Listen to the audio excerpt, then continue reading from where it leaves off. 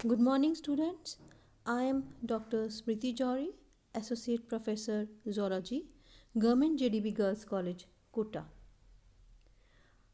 मैं आपका BSc second year का पेपर 1 एनिमल बायोडाइवर्सिटी पढ़ा रही हूँ और अभी तक हमने काफ़ी सारा कोर्स कंप्लीट कर लिया है और अपन अब फर्स्ट एंड सेकेंड यूनिट ख़त्म कर चुके हैं और अब थर्ड यूनिट भी ख़त्म होने वाला है। स्टार्ट कर दिया था अपन ने और फाइलम हेमिकॉर्डेटा का जो एग्जाम्पल था बेलेनोग्लॉसस, उसके बारे में अपन बात कर रहे थे।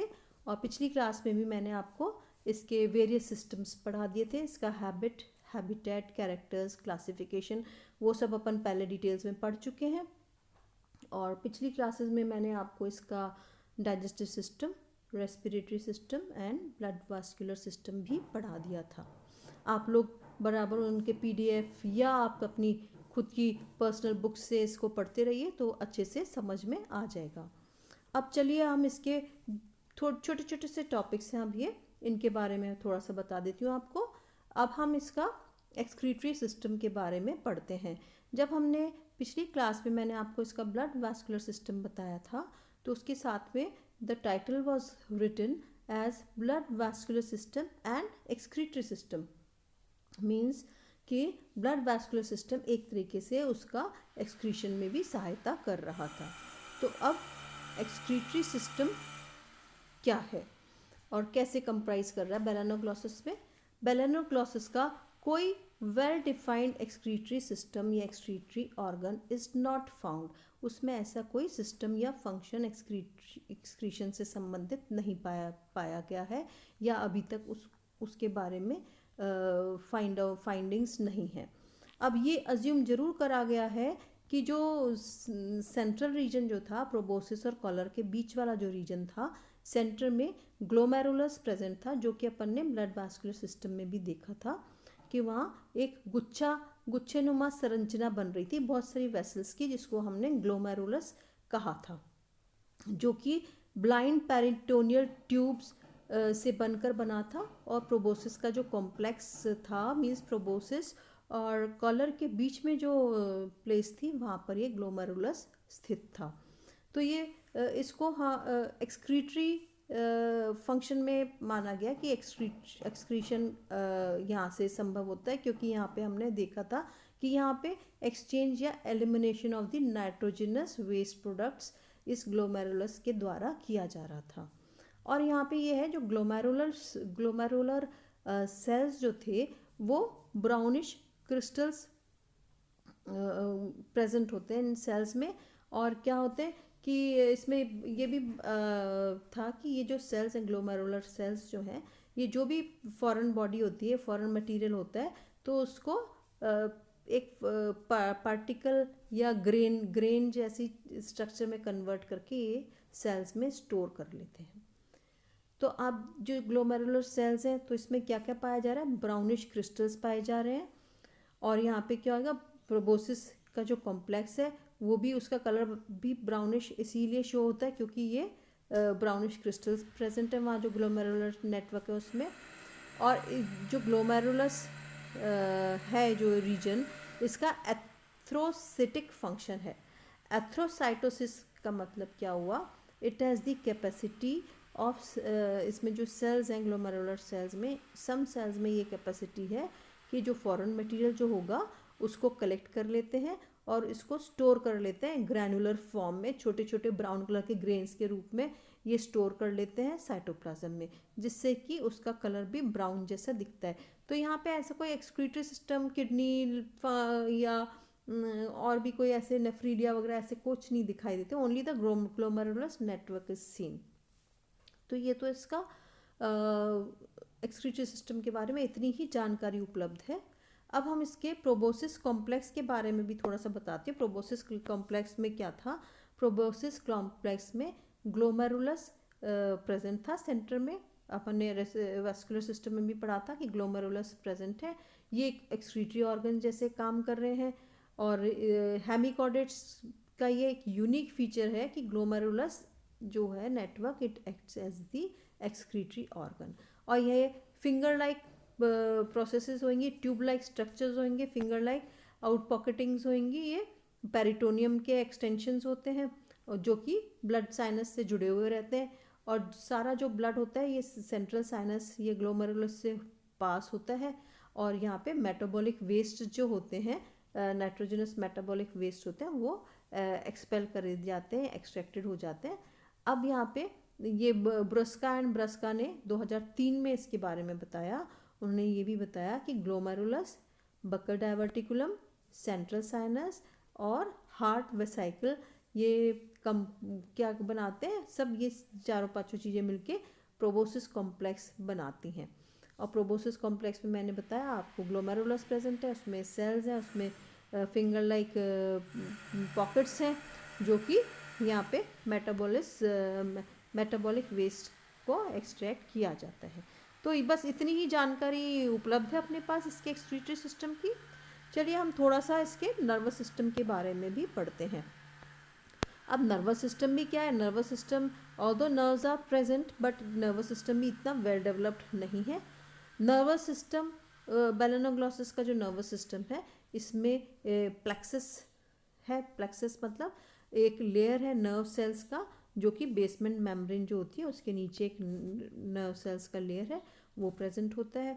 अब क्या हो गया, ये नर्वस लेयर जो होता है जो बेसमेंट मेम्ब्रेन के नीचे प्रेजेंट है, वो दो स्ट्रैंड्स के रूप में, या दो स्ट्रैंड्स मतलब दो स्ट्रिंग्स या दो रस्सी जैसे स्ट्रक्चर्स के जैसे मौजूद होता है। ये पूरे जो लॉन्जिट्यूडनल सेक्शन है इसका बेलेनोग्लॉसिस का, length of the whole animal मतलब mid dorsal and mid ventral nerve cord के रूप में ये पाया जाता है।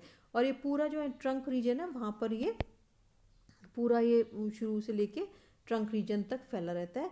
कॉलर रीजन में ये सर्कुलर नर्व रिंग जो थी कॉलर रीजन में जो प्रेजेंट थी, जो कि कॉलर और ट्रंक का जो सेप्टम था उसके आसपास सर्कुलर नर्व रिंग थी, तो ये प्रेजेंट होती है।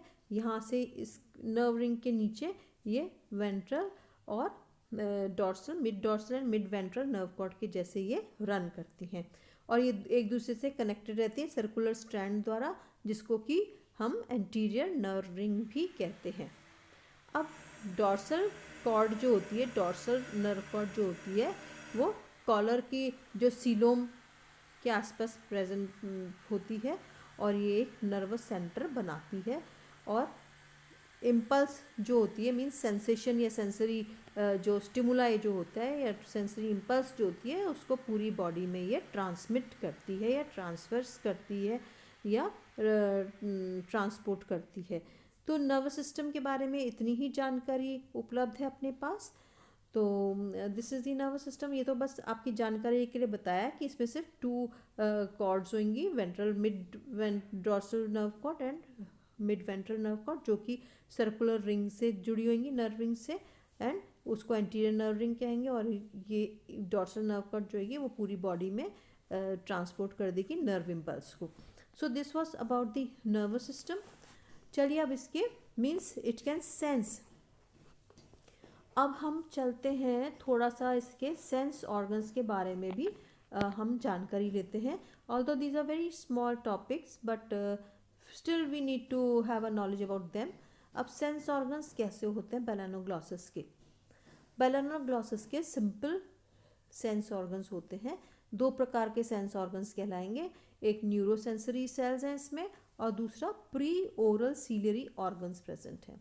अब न्यूरोसेंसरी सेल्स क्या होंगे, ये प्रोबोसिस के एपिडर्मस या एपिडर्मल पार्ट में न्यूरोसेंसरी सेल्स प्रेजेंट होंगे जो कि कॉलर के एंटीरियर रीजन में प्रेजेंट होता है। ठीक है। अब दूसरा है प्री ओरल सीलियरी ऑर्गन। अब प्री ओरल सीलियरी ऑर्गन कहाँ प्रेजेंट होगी, ये जो प्रोबोसिस था, जो एंटीरियर एंड में जो प्रोबोसिस था एनिमल में, उसके जो बेस होता है वेंट्रल साइड में, वहाँ पे एक यू शेप डिप्रेशन होता है। वहाँ पर लॉन्ग एपिडर्मल सेल्स होते हैं जो कि सीलिएटेड होते हैं। अब इस वाले स्ट्रक्चर को हम प्री ओरल सीलियरी ऑर्गन कहते हैं और ये कीमो रिसेप्टिव होता है। Chemo receptive means it can sense the change in the chemical it can sense the chemical changes in the surrounding water, या जो भी होगा वो it functions as a chemoreceptor। और ये फूड की क्वालिटी को भी टेस्ट करता है, और जो वाटर जो उसके माउथ में एंटर करता है कंटिन्यूसली, क्योंकि ये मैरीन एनिमल है, वाटर में रहता है, तो ये these pre oral ciliary organs जो होती हैं वो कीमोरिसेप्टिव होती हैं और इनके क्वालिटी ऑफ फूड और वाटर को भी टेस्ट करती रहती हैं। तो ये तो इसकी सेंसरी ऑर्गन्स के बारे में छोटा सा डिटेल्स था, वो आपको मैंने शेयर करा उसको। अब हम इसका थोड़ा बाहरी तौर पे मैं इसका आपको इसका रिप्रोडक्टिव सिस्टम के बारे में भी बताती हूँ। अब रिप्रोडक्शन कैसा होगा, यहाँ पे हम देख रहे हैं कि बेलानोग्लॉसस का जो रिप्रोडक्टिव सिस्टम है, ये 2-3 प्रकार से हम बता सकते हैं कि ये रिप्रोडक्शन किस किस टाइप से होता है। इसमें सबसे पहले होगा asexual mode of reproduction. Asexual reproduction में क्या होगा, इन बेलानोग्लॉसस कैपेंसिस, ये एक स्पीशीज है बेलानोग्लॉसस कैपेंसिस, यहाँ पे गर्मियों में अगर इसके छोटे जो शिशु बेलानोग्लॉसस होगा, अगर उसके पूंछ वाले रीजन को, जो टेल एंड है, उसको अगर छोटे छोटे पीसेस में काट दिया जाए तो वो it regenerates into A complete adult. तो इस तरह के डेवलपमेंट को हम एसेक्सुअल मोड ऑफ रिप्रोडक्शन कह सकते हैं। दूसरा, इसमें रीजनरेशन भी होता है। अब कहाँ कहाँ होगा रीजनरेशन, इसके प्रोबोसिस में, कॉलर और ट्रंक रीजन, 3 रीजन में डिवाइड हो रहा था ये animal, proboscis, collar and trunk region. अगर इन पीसेस को कट कर दिया जाए तो ये they can regenerate into new part. कभी चोट लग गई, ट्रंक में आधा कट गया, किसी जानवर ने शिकार कर दिया, तो it has the capacity to grow back its trunk और कॉलर और प्रोबोसिस रीजन। तीसरा मोड है इसका सेक्सुअल रिप्रोडक्शन इसको बोलते हैं। यहाँ पे हम देखेंगे कि sexes are separate means male and female animals are separate. Sexual dimorphism is not well marked, मतलब सेक्सेस सेपरेट होंगे, मेल एंड फीमेल सेपरेट होगा, परंतु हम बाहर से या एक्सटर्नल तौर पे देखने में हम ये पहचान नहीं कर सकते कि ये मेल एनिमल है कि फीमेल एनिमल है। गोनैड्स होते हैं उसमें, विच में और मे नॉट बी ब्रांच्ड, और ये लॉन्जिट्यूडनल रोज जो होते हैं, जो इनको जब हमने एक्सटर्नल फीचर्स पढ़े थे इसके, मैंने बताया था ट्रंक रीजन में ही इसका जो जेनाइटल विंग्स प्रेजेंट होते हैं वो दे एनक्लोज दी गोनैड्स। अब गोनैड्स क्या क्या होंगे, टेस्टिस एंड ओवरीज उसके गोनैड्स होते हैं, वो सिमिलर होते हैं, और ड्यूरिंग मीन्स जो उनका अप्रोप्रिएट टाइम होता है, ब्रीडिंग पीरियड जो होता है, वहाँ पे ये गोनैड्स स्वेल अप हो जाते हैं, and there is certain slight colour variation in male and female gonads during breeding season. अब फर्टिलाइजेशन कैसा होगा इसमें, fertilisation is external, mature ova and sperm जो होंगे वो रिलीज कर दिए जाते हैं, मेल या फीमेल एनिमल द्वारा स्पर्म रिलीज कर दिए जाते हैं सराउंडिंग सी वाटर में, और वो जो दे फर्टिलाइज ईच अदर, स्पर्म ओवा के अटैच हो जाएगा, फर्टिलाइजेशन हो जाएगा, and this all event it happens outside the animals body. तो हम देख रहे हैं रिप्रोडक्टिव सिस्टम में asexual reproduction, regeneration and sexual mode of reproduction पाया जा रहा है बेलानोग्लॉसस में, क्योंकि ये हेमिकॉर्डेट है, इट इज़ मतलब it's not so very well developed. कुछ कॉर्डेट के कैरेक्टर्स हैं, कुछ नॉन कॉर्डेटा के कैरेक्टर्स हैं, तो it is just the beginning of a well defined system of the higher animals. तो हम इसीलिए इसको बीच में पढ़ते हैं, इन्वर्टिब्रेट्स जहाँ ख़त्म हो रहे हैं और कॉर्डेट्स जहाँ शुरू हो रहे हैं, तो उसके बीच में ये वाली फाइलम हम स्टडी करते हैं। तो अब हमने बेलानोग्लॉसस के सारे सिस्टम्स पढ़ लिए हैं, और अब नेक्स्ट क्लास में हमारे पास केवल अब इसका डेवलपमेंट बचेगा। डेवलपमेंट कैसा होता है, मैंने अभी अपने फर्टिलाइजेशन में अपन ने पढ़ ही लिया कि इसमें एक्सटर्नल फर्टिलाइजेशन होगा, मीन्स जो भी जाइगोट फॉर्मेशन हो रहा है वो आउटसाइड द एनिमल्स बॉडी हो रहा है। अब इसका डेवलपमेंट और मेटामॉर्फोसिस कैसे होगा ये मैं आपको अगली क्लास में बताऊंगी।